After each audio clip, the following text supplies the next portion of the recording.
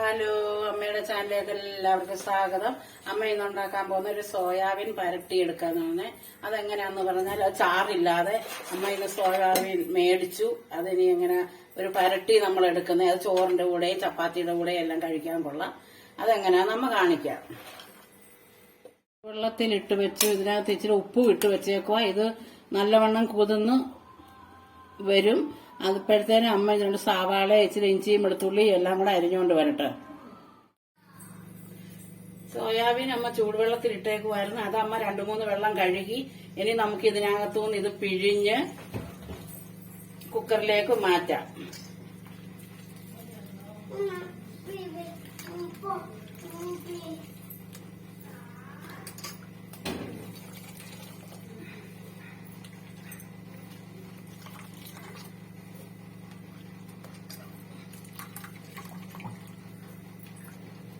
നല്ലോണം പിഴിഞ്ഞെടുത്തു.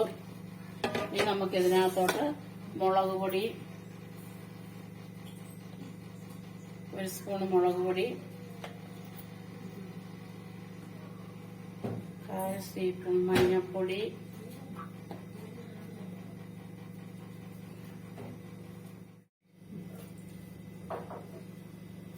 നമുക്ക് ഇതിനകത്തോട്ട് ഇച്ചിരി കുറച്ച് ഉപ്പിടാം.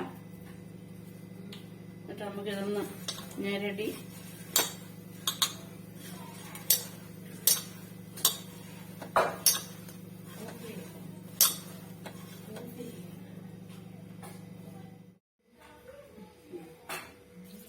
അരക്കപ്പ് വെള്ളം ഒഴിച്ചു. ഇനി നമുക്കിത് മൂടി അടുപ്പേ വെച്ച് 2 വിസിലടിക്കാം. നമുക്കിനി തീ കത്തിച്ച് ഇത് 2 വിസിൽ വരുന്നിടം വരെ അടിക്കാം.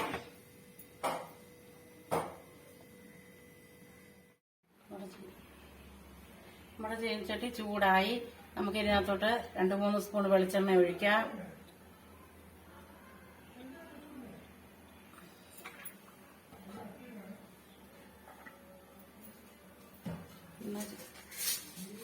ചൂടായി വരുമ്പോ നമുക്ക് ഇച്ചിരി കടുകിടാം. നമുക്കിച്ചിരി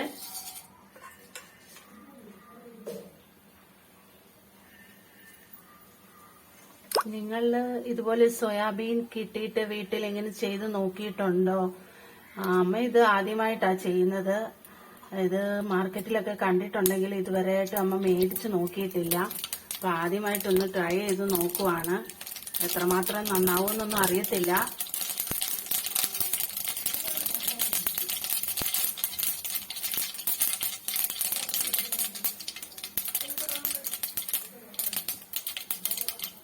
ഇഞ്ചിയും വെളുത്തുള്ളിയും ചതച്ചത് ഇട്ടു.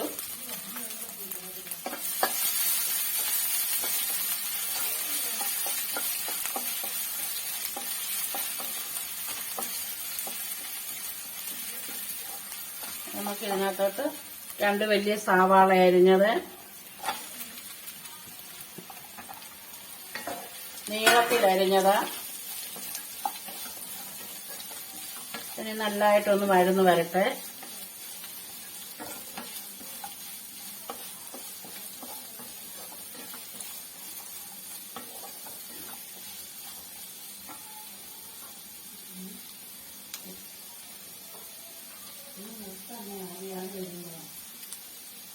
നമുക്ക് ഉള്ളി വഴകാൻ ഇച്ചിരി ഉപ്പുപൊടി ഇടാം. അങ്ങനെ നല്ലതായിട്ട് വഴന്നു വരും.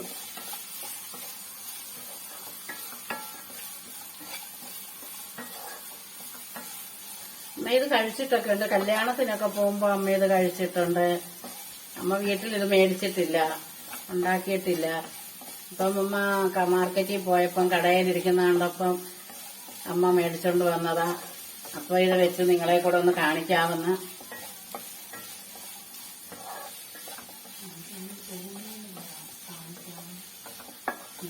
വെച്ച് കാണിക്കാം.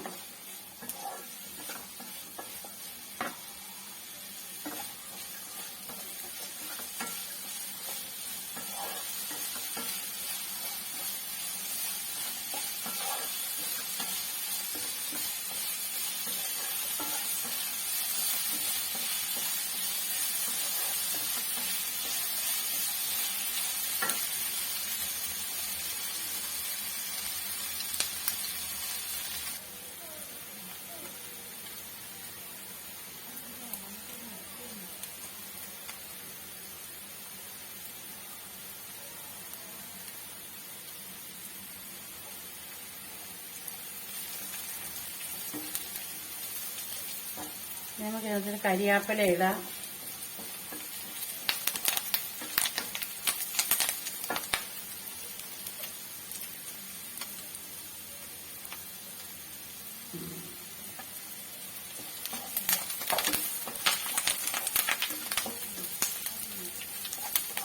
എന്നിട്ട് നമുക്ക് ഒരു തക്കാളിക്ക് അരിഞ്ഞതിടാം.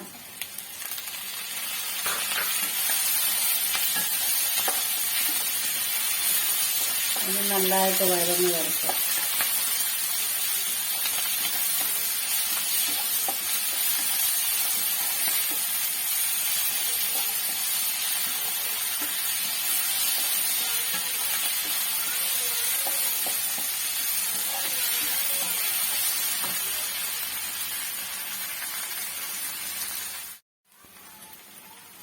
തക്കാളി വാടി നല്ലതായിട്ട് സവാളയും കൂടെ നമുക്ക് ഇനി ഇതിനകത്തോട്ട് 1 സ്പൂൺ മുളക് പൊടി, 1 സ്പൂൺ മല്ലിപ്പൊടിയും കൂടെ ഇടാം. ഇട്ട് അതിന്റെ ഒരു പച്ചമണം പോട്ടെ, അതുവരെ നമുക്കൊന്ന് ഇളക്കാം.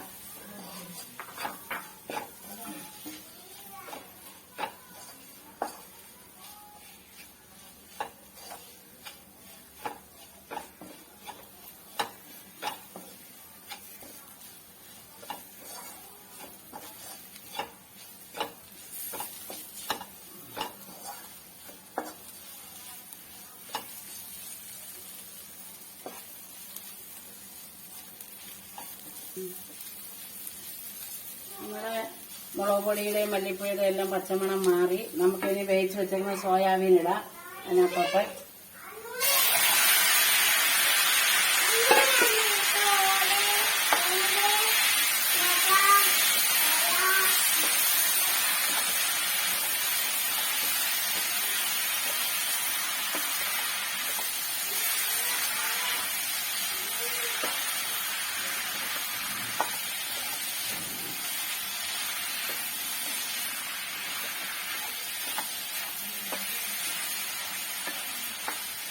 നല്ലതായിട്ടൊന്ന് വരട്ടെ.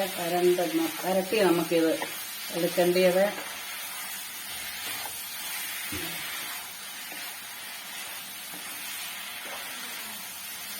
എരിയൊക്കെ നമ്മുടെ ആവശ്യത്തിന് ചേർക്കാം.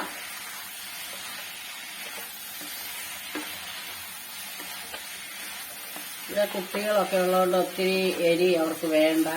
അതുകൊണ്ട് മുളക് പൊടിയൊക്കെ ഇച്ചിരി കുറച്ചാണ് ഇടുന്നത്. എരിയൊക്കെ നമ്മുടെ ആവശ്യത്തിന് ചേർക്കാം.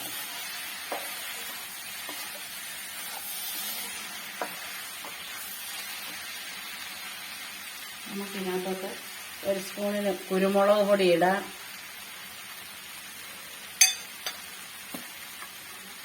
മസാല പൊടിച്ചത് എല്ലാം കൂടെ പൊടിച്ച് വെച്ചേക്കുന്ന മസാലപ്പൊടി ചേർക്കാം. നമുക്ക് ചെറിയ 2 സ്പൂൺ ചേർത്തു.